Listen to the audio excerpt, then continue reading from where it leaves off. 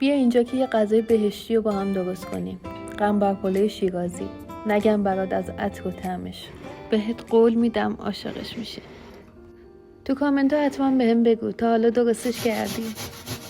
اول از همه یه پیاز رو ریز رنده کن. پیازو بذار تو صافی تا آبش جدا بشه. حالا پیازو با گوشت چرخ کرده و ادویه هایی که توی کپشن نوشتن 10 دقیقه ورز بده.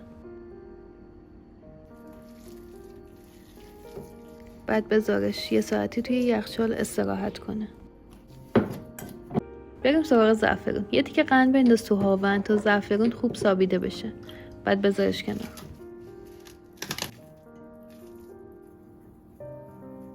حالا گوشت رو قلقلی کن و بنداز توی روغن داغ تا سرخ بشه.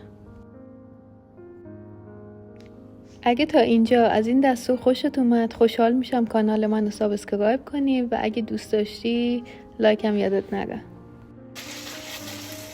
یه پیاز دیگر رو خلالی خورد کن و اگه مثل من تختت تکون میخوره یه تیکه دستمال زیرش بذار. پیازها رو توی روغن داغ خوب سرخ کن.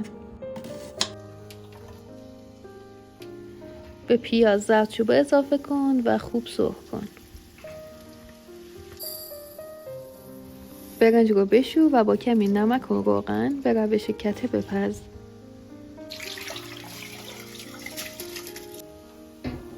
حالا به پیاز داغ گردو اضافه کن و خوب هم بزن.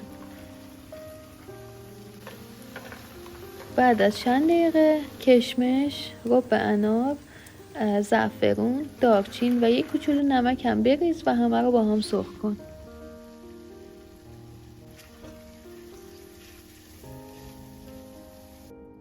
این غذا واقعا خوشمزه است. ببینش.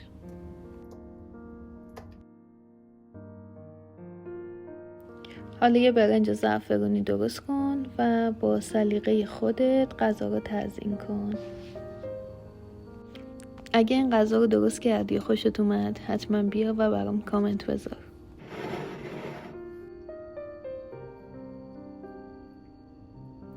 دوستای عزیزم ممنون که تا انتهای ویدیو با من همراه بودین. تا ویدیو بعدی خداحافظ.